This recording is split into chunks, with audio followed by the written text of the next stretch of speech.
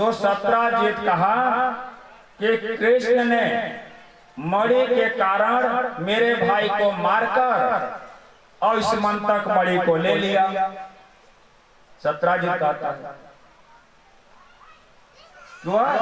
इस मंतक मणि के कारण मेरे भाई को मारकर और कृष्ण ने उस मणि को ले लिया। अब एक के कान में एक, अगर आप सुने तो दूसरे को बताए, दूसरा तीसरे को, ऐसे करके जब भगवान कृष्ण सुने कि मेरे ऊपर इतना बड़ा कलंक लगा दिया सत्राजित, मैं उसका मणि भी नहीं लिया और मुझे चोरी में फंसा दिया कि मणि के कारण मेरे भाई को मारकर और इस मंतक मणि को ले लिया। जब भगवान सुने तो अपने कलंक को मिटाने के लिए द्वारिका वासियों के साथ उस वन में जाते हैं। जब वन में गए, वन के अंदर घुसे तो एक जगह शेर मरा हुआ था। जब वन के अंदर गए तो एक जगह प्रसेन मरा हुआ था। आगे गए तो घोड़ा। उसकी आगे जब भगवान जाने लगे तो ऋक्षराज जामवंत के बिल के सामने शेर मरा हुआ दिखाई दिया। उस शेर के पास देख करके उसके सामने बिल था। भगवान कृष्ण बोले द्वारिका वासियों से कि आप लोग यहीं खड़ा रहिएगा, अब मैं इस बिल के अंदर घुसता हूं। और उस बिल के अंदर भगवान कृष्ण घुसे तो ऋक्षराज जामवंत का पुत्र उस मणि को खेल रहा था। जब मणि को खेल रहा था तो भगवान कृष्ण गए तो उसके हाथ से मणि को छीनने लगे। जब मणि को छीनने लगे तो वह लड़का चिल्लाने लगा। लड़का चिल्लाने लगा। उसका चिल्लाना सुन करके जामवंत अंदर से निकला। और जब अंदर से निकला तो भगवान कृष्ण के साथ युद्ध करने लगा। ऐसे बाहु युद्ध होने लगी। जामवंत और भगवान कृष्ण का मुष्टि, इधर से भगवान कृष्ण मारते हैं, उधर से जामवंत। 10 दिन तक वहां पे उनका इंतजार किए भगवान का द्वारकावासी बिल के पास। जब भगवान बिल से बाहर नहीं निकले तो द्वारकावासी वापस आ गए। भगवान कृष्ण और जामवंत का युद्ध कितना दिन हुआ? 28 दिन। बिना आराम किए, बिना सुस्ताए, लगातार 28 दिन तक उनका युद्ध होता है।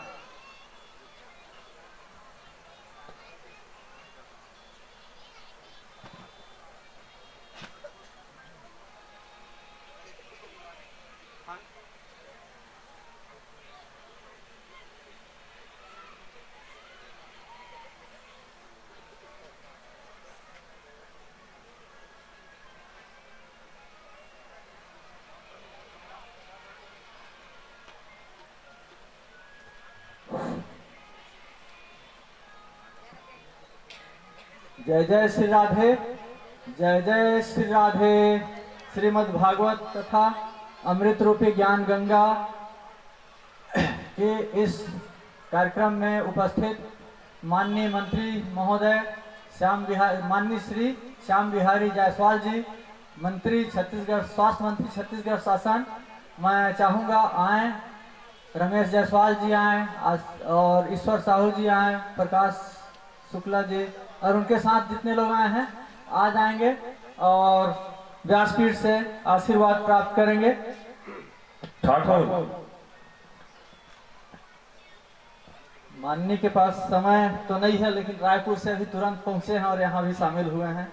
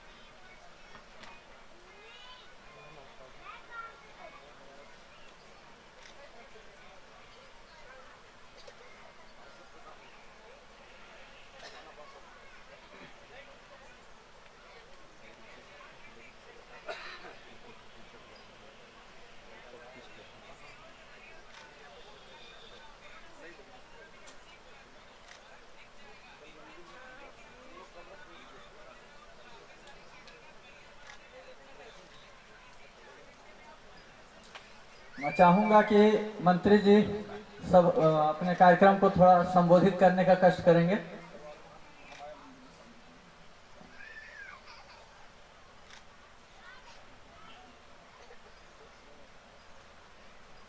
परम सम्मानीय मंत्री जी, मैं चाहूंगा संबोधित करने का कष्ट करेंगे। बोलिए राधे राधे। वाह भाई, ठगांव में तो बहुत असर हुआ है महाराज जी। एक ही बार में दोनों हाथ खड़ा हो गए मैया लोगों के सब। बोलिए राधे राधे। आज हमारे ठगांव में ठाकुर जी की कृपा से श्रीमद् भागवत ज्ञान गंगा यज्ञ का कथा भी रुक्मणी विवाह चल रहा है। मैं ठाकुर जी के चरणों में नमन करते हुए परम पूज्य व्यास जी, परम पूज्य दुबे जी, आपको नमन करता हूं। हमारे आचार्य पांडे जी, आपका भी सादर नमन है। और यज्ञकर्ता बारेलाल जी और उनके सभी परिवार, सभी आसपास के क्षेत्रों से आए हुए सभी हमारी माताएं बहनें, सभी वरिष्ठ जन, सबको मैं सादर नमन करता हूं, सबका चरण वंदन करता हूं। और ठाकुर जी आप सब लोगों के जीवन में खुशहाली लाएं, ऐसी कामना करता हूं। वैसे भी हमारे क्षेत्र शुरू से ही धर्म परायण रहा है और ठगांव गांव तो विशेष रूप से, चाहे दुर्गा पूजा हो या अन्य कार्यक्रम हो, साल में एक बार अलग से यहां होता ही है। एक आध साल गैप हुआ होगा, लेकिन पिछले कई सालों से लगातार कभी श्रीमद् भागवत कथा, कभी राम कथा, कभी और कुछ पूजा अर्चना से चलता है। लेकिन ये बहुत खुशी की बात है कि हमारे बारेलाल जी और उनके पूरे परिवार के द्वारा एक बड़ा यज्ञ किया जा रहा है और इस यज्ञ में शामिल होकर हजारों लोग इस भवसागर रूपी गंगा को पार कर रहे हैं। और व्यास जी तो बहुत ही सरल सहज भाषा में कथा सुनाते हैं, आम जनता तक सबके मन मस्तिष्क में साधारण रूप से समझ आए ऐसा सुनाते हैं। मैं पहले भी सुना हूं महाराज जी का कथा। और निश्चित रूप से देखिए, इस जीवन में हम लोग जो भाग दौड़ करते हैं वो तो जरूरी है। अब मैं ये कहूंगा तो गलत हो जाएगा। मैं सवेरे रायपुर था, कैबिनेट के मीटिंग किया, फिर बिलासपुर में था, अभी यहाँ हूँ और अभी रात को अभी इंतजार ही हो रहा है। बर्दर में कबड्डी फाइनल है, खुदे मुझे 12-1 बजेगा। फिर सवेरे उठ के वही काम, सवेरे मंदिर में एक प्रधानमंत्री जी के 12 साल पूरा होने पर उनके स्वास्थ्य लाभ और अच्छा काम हो, उसके लिए हवन पूजा है महामाया मंदिर में।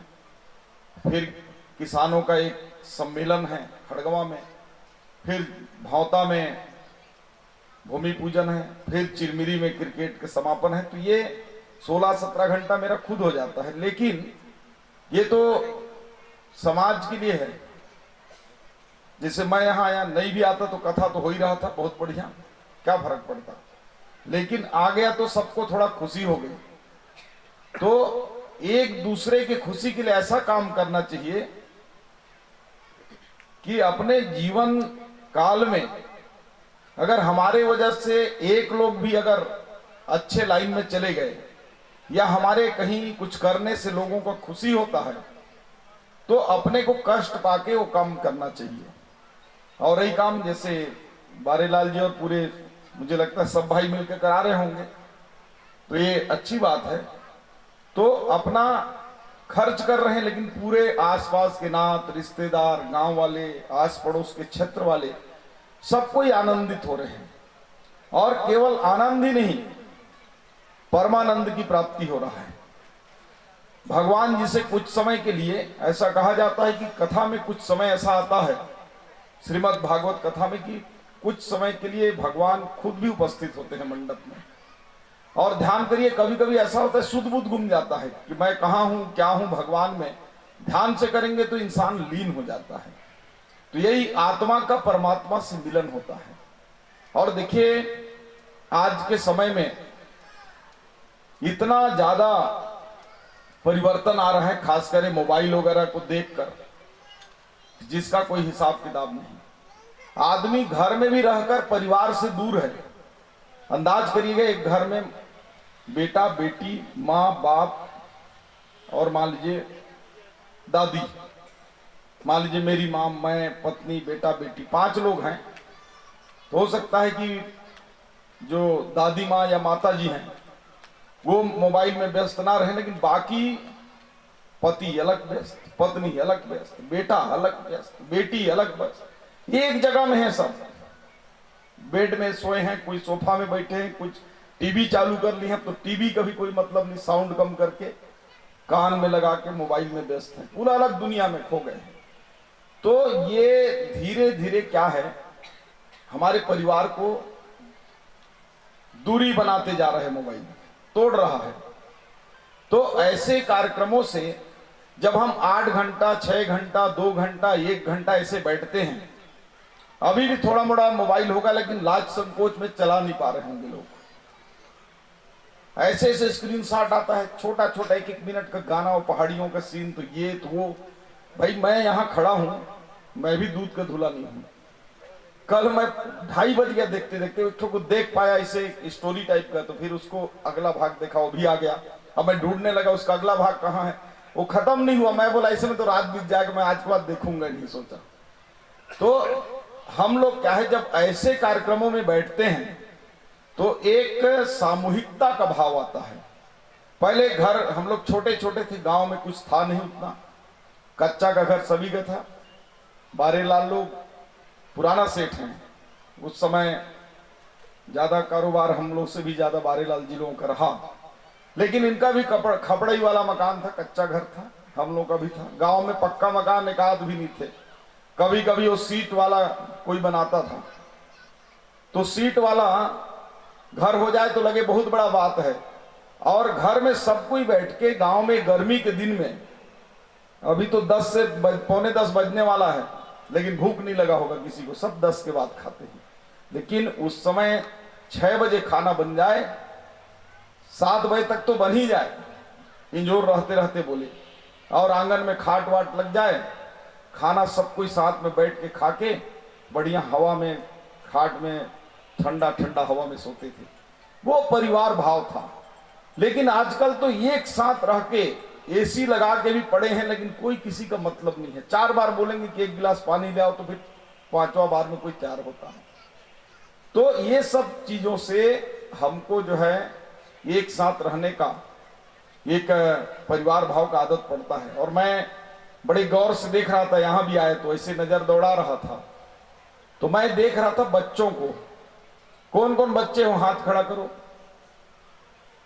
अरे 15 साल से कम वाले सब खड़ा कर दो, चलो। सब तरफ बच्चे लोग हाथ खड़ा कर रहे हैं, कुछ जगह नहीं कर रहे हैं, लेकिन आधा बच्चे हैं। तो एक चीज आप लोगों से मैं कहना चाहूंगा आज, चूंकि महाराज जी की कथा भी है, लेकिन महाराज के रंग ढंग से लग रहा है 12 बजाएंगे आज। आखिरी दिन अभी रुक्मणी की बात चल रहा है। आगे जामोहन जी की बेटी क्या रुक्मणी ही थी ना, है ना। वो जामोहन जी अभी मणि देंगे, कृष्ण भगवान को महाराज बताएंगे, अभी तो शादी होगा और आगे भी होगा। तो एक चीज अच्छा है, बच्चे बहुत आए हैं। कभी भी आप लोग ऐसे जगहों में जाइए जहां कथा हो, भागवत हो, कोई कीर्तन हो, सुंदरकांड होता हो, मंदिर जाएं, बच्चों को जरूर ले जाइए, छोटे बच्चों को भी, गोद वाले बच्चे को भी, थोड़ा बड़े बच्चे को भी। अगर दादी माँ जा रही तो वो भी नाती को लेते जाए, माँ जा रहे तो बेटा बेटी को ले जाए, पिताजी जा रहे हैं तो भी ले जाएं। तो देखिए कुछ बच्चे उधर खेल भी रहे हैं, मैं देखा हूं, उधर में कुछ खेल रहे हैं, बड़ी संख्या में है उधर झुंड, लेकिन उनके कान में आवाज जा रहा है, वो बराबर देख रहे हैं आ जाके इधर कि उनके माँ बाप जो है या भाई या काका काकी मामा फूफा जो भी हैं कथा सुन रहे हैं, तो धीरे धीरे जब उनको लाएंगे तो उनका आदत भी भगवान के प्रति आदत पड़ेगा, ऐसे कथा सुनने का आदत बनेगा।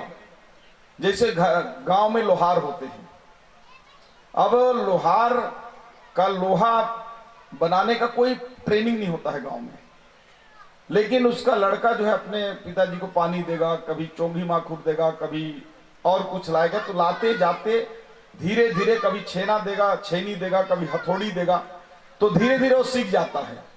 ऐसे प्रकार हल चलाने कोई ट्रेनिंग थोड़े होता है, कैसे बारीलाल भाई नांगर जोते बार कोई ट्रेनिंग स्कूल गांव में थोड़े, लेकिन ऑटोमेटिक सीख जाते हैं। तो वैसे ही जो है ये छोटे बच्चे आगे चल के धर्म कर्म का काम सीख जाएंगे, इसलिए इनको जरूर लाइए।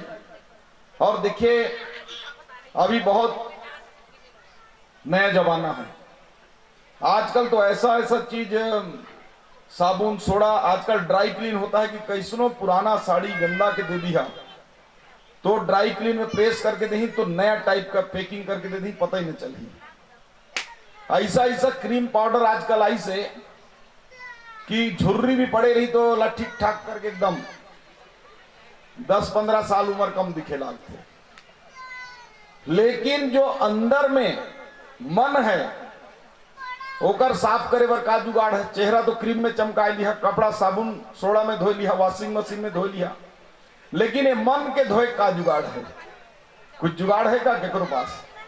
कोई सोडा निकली से, साबुन निकली से, कोई वॉशिंग मशीन है ऐसा, कोई क्रीम है, पाउडर है, कुछ नहीं है ना। तो मन का जो मैल है, मन में जो गंदगी है, उसको साफ करने के लिए ऐसा ही कथा, भागवत, श्री राम कथा और ठाकुर जी के चरण में जब जाएंगे तो मन का मैल साफ होगा। और जब मन निर्मल होगा, मैं एक चीज बोले कि जब कथा में हम बैठते हैं तो कभी कभी शुद्ध बुद्ध गायब हो जाता है और भगवान से मिलन हो जाता है एकदम। तो जिनका मन का मैल समाप्त हो जाता है उनको भगवान जो है उनके आत्मा से परमात्मा जुड़ जाते हैं। तो इसको साफ करने के लिए यही उपाय है। और आप लोग बहुत अच्छे से कथा को सुन रहे हैं। भगवान भी मौसम ठीक कर दिए हैं, थोड़ा गर्मी जरूर है, लेकिन जब यहाँ मन लग जाता है तो गर्मी भग जाता है।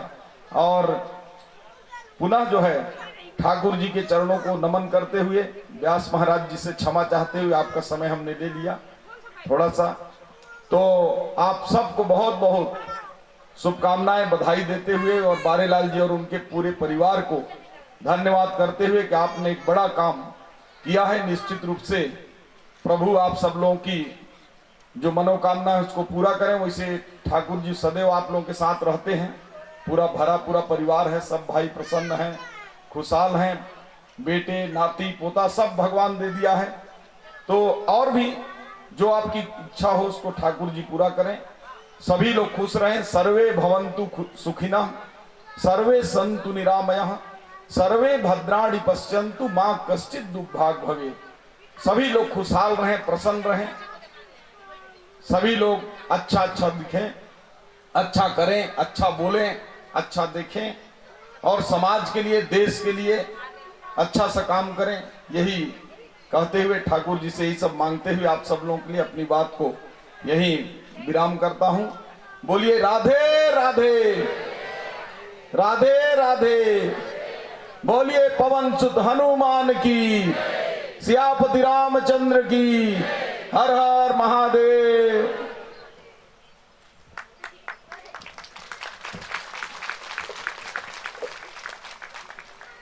बहुत बहुत धन्यवाद,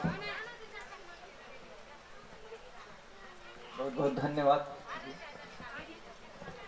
श्री राधे, जय जय श्री राधे। बहुत सुंदर हमारे आदरणीय श्री स्वास्थ्य मंत्री श्याम बिहारी जायसवाल जी के द्वारा जो आप लोगों को बहुत सुंदर शिक्षा प्रदान दिया गया, उसे बहुत बहुत धन्यवाद, आशीर्वाद प्रदान करता हूँ। उनके मनोकामना को ईश्वर पूर्ण करेंगे। धन्यवाद। बढ़िया प्रेम से कृष्ण भगवान की, बाके बिहारी लाल की।